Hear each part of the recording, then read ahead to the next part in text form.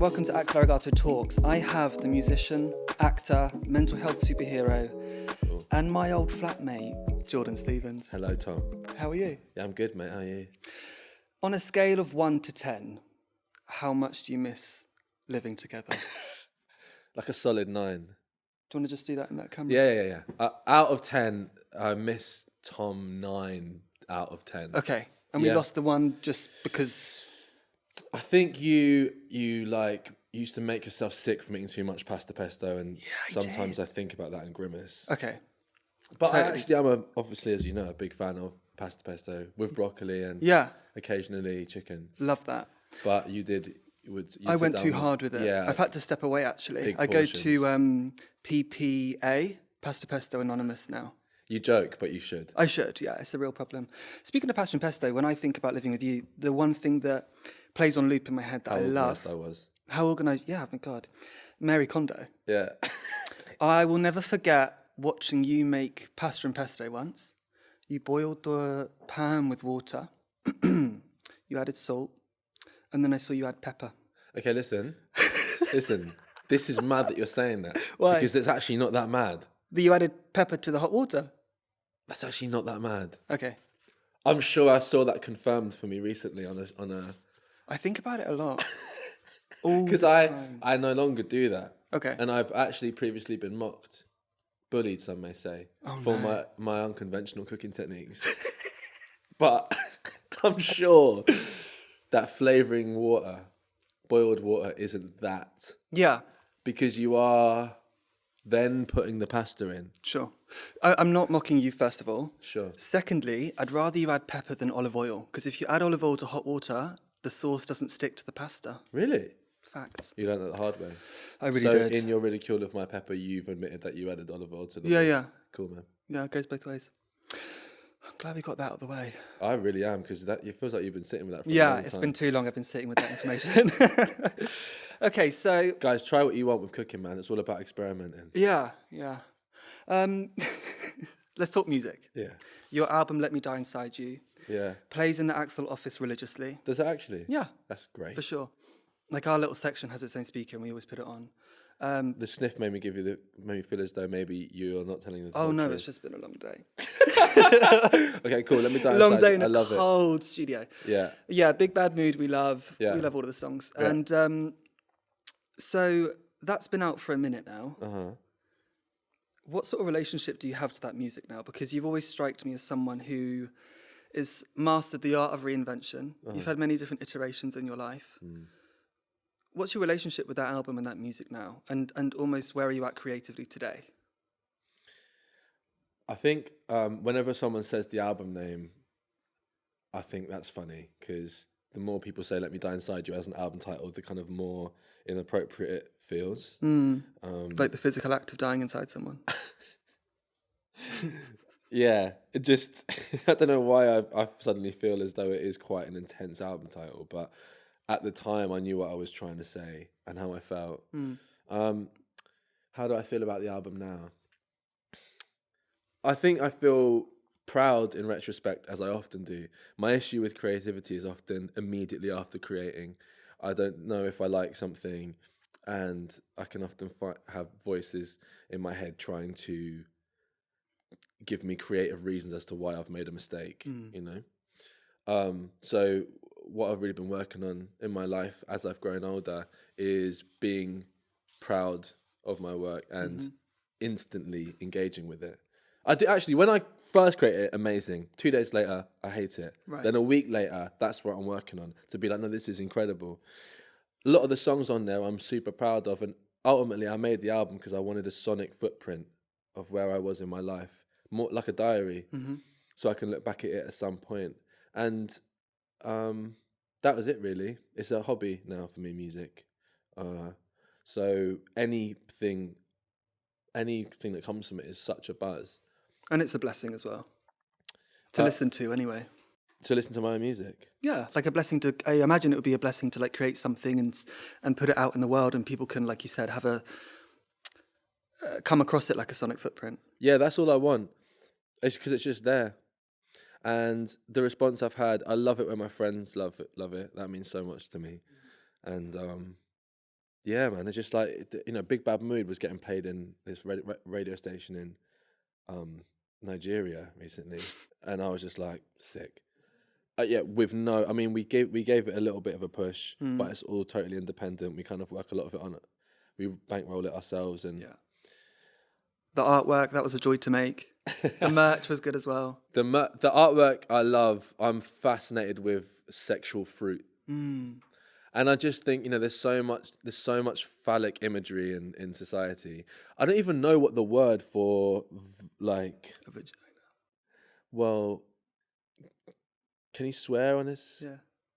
Like, oh, what, the C word? Well, I mean, it's the only way to really. Ooh. Is that a lot? I read in a book recently that the only proper word for a female genitalia. Is it? From a female perspective, one that doesn't.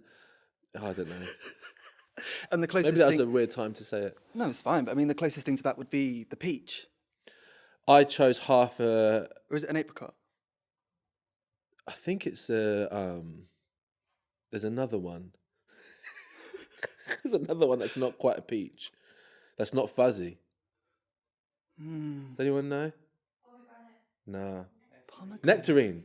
Oh, a nectarine. It's a nectarine. It's a nice juicy. Is that on the cover, nectarine? It's half a nectarine, man, and it's looking really, vaginal. But like, the fascination is everything. Is that it's where life begins? It's everything. Yeah. I don't know, man. I don't know. No, but it's a gorgeous image, and I love it. It's a beautiful image. I want it to be simple, no title, and I think it will get better 100%. as time goes on. Something you've spoken about before, but I don't know if you and I have ever really dove into, is getting, when you got to the age of 25, 26, the full weight of everything you'd been through in your younger years kind of hit you. Yeah. And you had to sit with that because you shot to fame at 18 through Rizzle Kicks. And you almost were thrown into a pressure cooker. Yeah. Of bullshit and joy and expectations and pressure and all these things. So what do you remember from that time when one day it was like, oh, fuck, that already happened? What do I remember as I was when I got older? I remember that there was I realized I was having an eternal issue with processing when I was particularly anxious for maybe 4 or 5 months for various reasons. Things in my life were happening when I was about 26 or 27 or something like that. And I was out at a night, and loads of artists who were doing well at that time were saying hi to me, that they recognized me from Rizzle Kicks. And I realized in that moment that I had been so obsessed with what I was doing now, what I was creating now, where I was going to go ahead, the goalposts were constantly moving, right? That I hadn't even, I was struggling to process that people would recognize me, that I had seen on telly or whatever. Right. And then there was one point where I saw a picture of, I think it was AJ Tracy had performed at Brixton Academy or something. And I saw this really cool picture of him performing. And I literally texted the picture to Harley, or maybe it was Hammersmith, whichever one's bigger. And I texted the picture to Harley, of my best friend and member of Rizzle Kicks. I said, oh, look at this, man. I wish we'd played Hammersmith. And he was like, we did. And I was like, ah. And then I thought, no, I've got to sit down and really deep. And take stock of everything. Yeah. And then it's been in my Saturn return, 27 onwards, I guess, has been been me really realizing how much I achieved and being proud of that. And that's why I can consider music a hobby now, because I feel like, for me, in my world, I've kind of completed what I wanted to do in music. Right. Because I've seen different iterations of your musical. I remember when you were doing Al the Native. Oh, yeah. Wow. I can't remember the venue. Me and Charlie came and saw you play. Wildhood, you mean? Yeah, it was Wildhood and you were wearing a skirt. I did wear a skirt. Yeah. In Wildhood, but this is way before any sort of masculinity being reframed and all this sort of stuff. And even I, as a gay man, was he's wearing a skirt. Yeah. It's pretty cool. Yeah. Yeah. Wildhood was fun, man. How long did you do Wildhood for? Wildhood was just after Rizzle Kicks. That was literally in 2013. That was me writing music that took me away from Rizzle Kicks, just because I wasn't really sure about being a pop star. So I wanted to make music that was the antithesis of Rizzle Kicks. I'm super proud of that album. Vert. I still get messages about it now, actually. I had kind of underground And it was really satisfying too because it exposed a few frailties in people's opinions. You know, people had preconceived notions of what you as a should pop sound star. like. Yeah, because I didn't put my face to it for a couple of singles, and I remember getting support from particular like blogs that I won't name, and then they got funny when they found out it was you. Yeah. Really? But I mean, this was at the height of. I mean, we were all over telly and shit, Rizzle Kicks, you know. But yeah, I felt all that. I love pushing the boundaries of like what people think you can and can't do, and I had it in my head when I was younger. Like, you know, I was on stage. I remember at the time I had just started going to gyms, so I was pretty beefcake. I was a Yeah. And I was like, I'm gonna put a fucking dress on and sing this rock music. You're gonna see these calves that I've been working on. I love it. I've always been fascinated with dresses, man. I get jealous when I see women in dresses because they just seem so freeing. It's the whole leg liberation vibe, you know. Speaking of that time in your life, what was Al the Native? What was the journey with that creation? That another like iteration of an identity. Oh, so I decided at some point in my life that so I did Wildhood for a bit, and then I didn't really push on with that because it involved, I guess, too much organizing. Didn't really have a manager. Yeah, tried to get one, and then I was like, right, cool. I'm changing my name. I'm gonna be Al the Native, which is a play on alternative, which I to this day think is fucking genius. Oh, that is genius. I didn't even clock that. I know, no one does. And I wanted to just reframe it, be this really creative, multi-hyphen rapper. You know, I had a little clique that I was trying to put together called Bad Colour. And I remember Bad Colour. Yeah, I put on an art event with my mate Caleb Femi, a photography exhibition even. And I was just buzzing. I was also taking like an extremely high amount of modafinil at the time. What's modafinil? It's like an ADHD drug. Like Ritalin? It's an ADHD drug like Ritalin, yes, but I was self-medicating on it. And I was like extremely productive. Almost too much. I mean, so I got diagnosed with ADHD again as an adult when I was like 26-ish.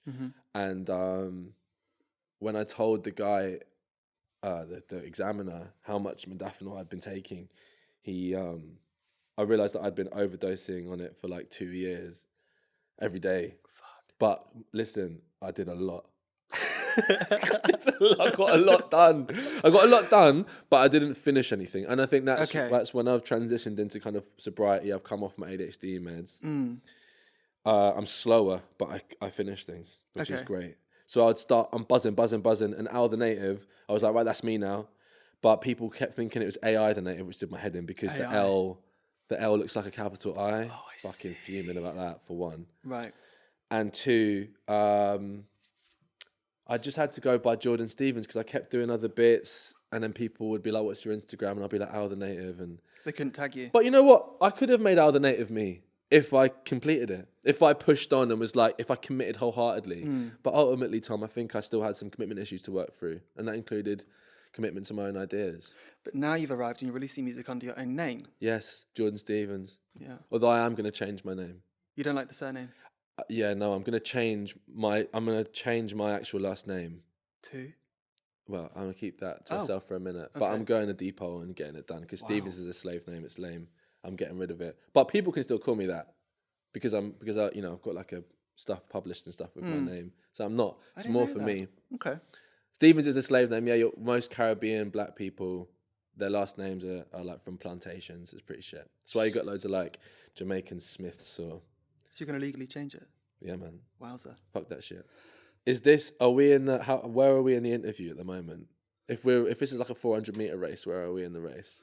Let me just work out how to do numbers. I'd probably say we're about 150 in. Oh, great. Love it. Yeah. Cool. Exciting. I just want to figure out how outrageous I have to be, you know what I mean? Oh, we can go full hog. I want to play a game because I love games. Okay. You ready to play a game? Yeah. Okay. We're going to play Shag, Marry, Kill. Great. Play that every day.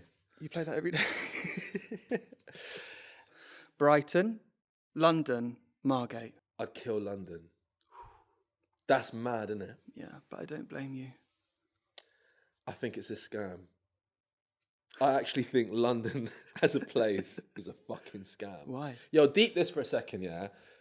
Imagine if you were just... Okay, for a second. Imagine you're an alien. Yeah. Is that hard? I'm there. and they come down and then someone describes London.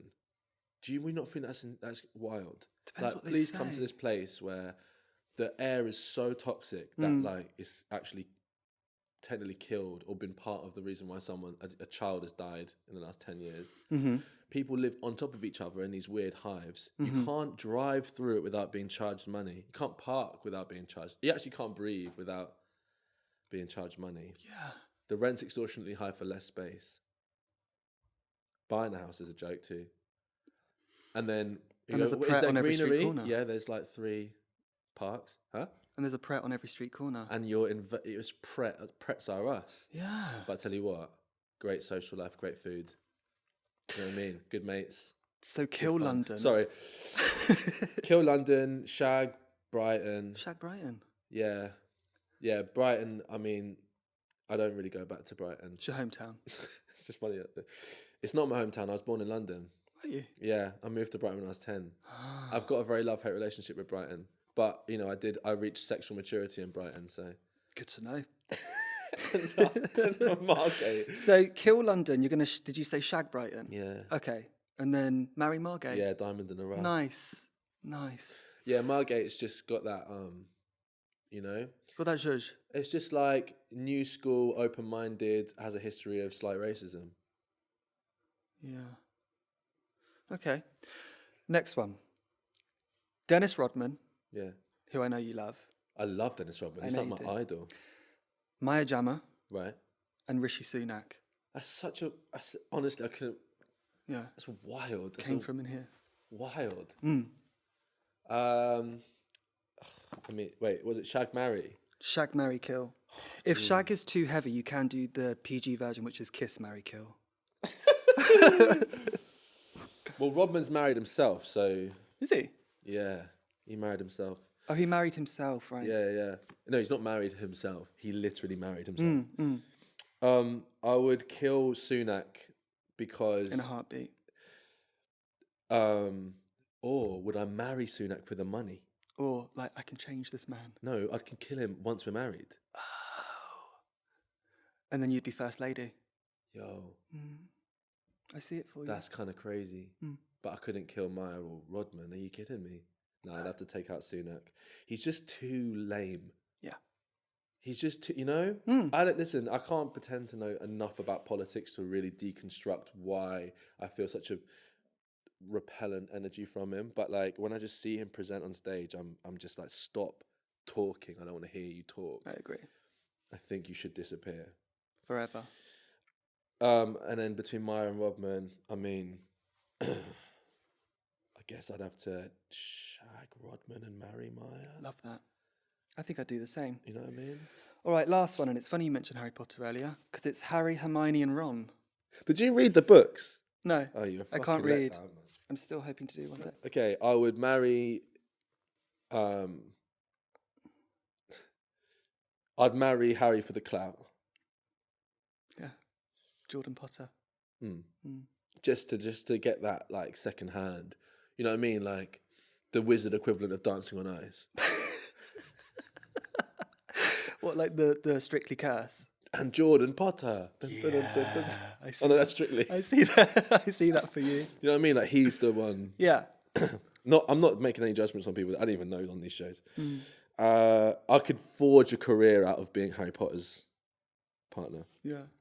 Hermione, because she is probably one of my OG crushes, can't lie. Shag. Even from the books. I was 9 when I read those books though. Okay. And does that mean I have to kill Ron? Sadly. Ron's a vibe, but he'd die. Okay.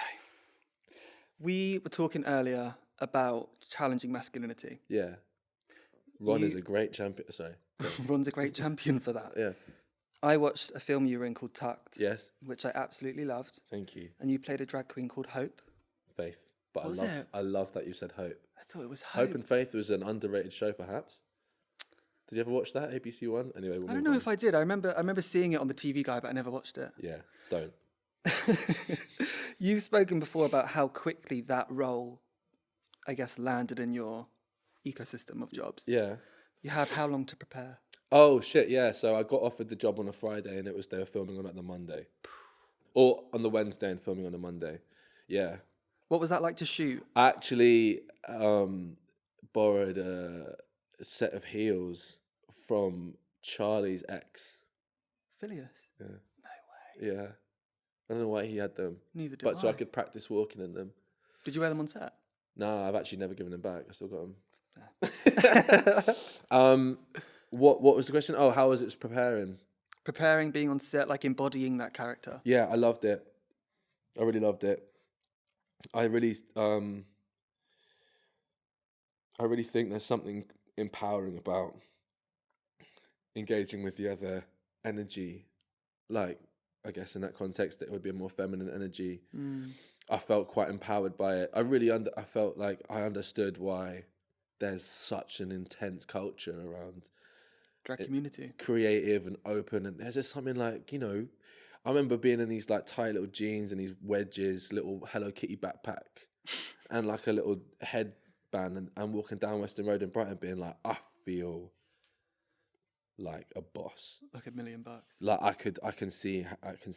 And I felt that energy was in me anyway. I feel like everyone has that energy in them. I continue and will continue for seemingly the rest of my life, unless something major happens, to be baffled by the restrictions placed on each gender about what can do what. And also, like, I grew up in a world where it's socially acceptable and somewhat encouraged for young women to be like tomboys. I think that's cool when a girl's a tomboy. I think it's kind of hot. But then the other way, you start questioning people's sexuality and shit. It's a bit, Yeah. yeah. Do you have any Desert Island discs? Album, I think it's called Fresh by Sly and the Family Stone. It's got my favourite song of all time on there, which is If You Want Me to Stay. If you want me to stay, I'll be your... Anyway. And then I guess for like a random one to throw in, probably be the Space Jam theme tune. You love Space Jam, don't you? Yeah. I remember that. But just for morale. If I was stuck on a desert island, or not even morale, because I'd probably be quite happy I was stuck on a desert island, but then when it got a bit sad, you put want to Space Jam. jam, and welcome to the slam. Everybody get up, it's time to jam now. We got a real jam going down. As you're hacking coconuts down from the tree to like Welcome survive. to the Space Jam. Yeah, that's I me. see That's that. me hacking the coconut with a machete. I see that. Yeah. And then I'd call the football that was my best friend. I'd call that football MJ Because of Michael Jordan. Michael Jordan. You need to watch Space Jam. I've never seen it, and I thought you went Michael Jackson first then. There's only one MJ in my life. Michael Jackson. Bugs Bunny didn't receive an Academy Award for that performance, and I Robbed.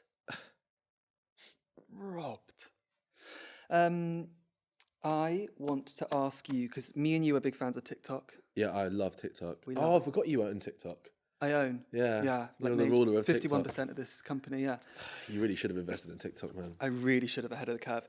My favourite TikTok trend, I don't know if it's still floating on there, but it's one that I think about all the time. It's things that would send a Victorian child into a coma.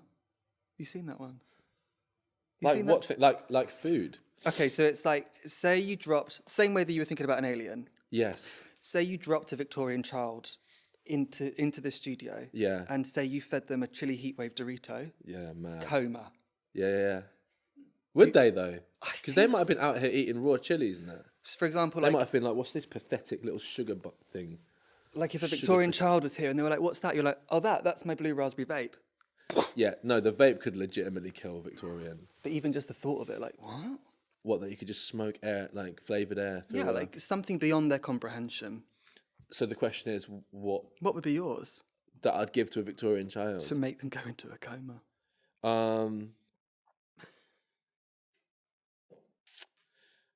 I think, like, I'd love to, like, hold on.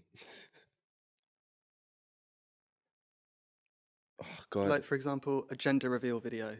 They'd be like, what? Well, you know, in the early 1900s, the colours were actually the other way around, so they'd be Pink really was confused. masculine, right? So they'd be like, oh my God, it's a girl. They'd be like, no, it's a boy. Yeah.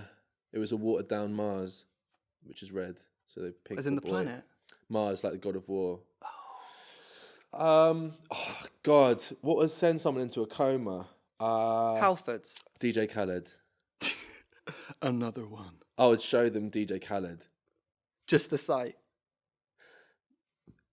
I'd be like, guys, listen to this. One earbud in and then just out. Not even a song, just him talking. Okay. And I just think, that's it. Have you seen that video of DJ Khaled's wife with she's boxing, she's doing a personal training DJ session? Khaled has a wife? Yeah. And he's there hyping her up, Another and she one. turns around and goes, "Will you shut the fuck up?" Really? Yeah, it's great. Yeah. I mean, he's just one of these people who reminds me of a Pokemon. Him and Jason Derulo. A lot of rappers shout their names too. To be fair, I said it in the past. Go Rizzle Kicks. I think it's quite funny when you deep it. Like you have to tell people who you are when you run out. Like you've just popped out of a Pokeball. Yeah, Jordan Stevens. Pokemon would be quite trippy. You know, speaking of TikTok, Jason Derulo said his content on TikTok made it what it is today.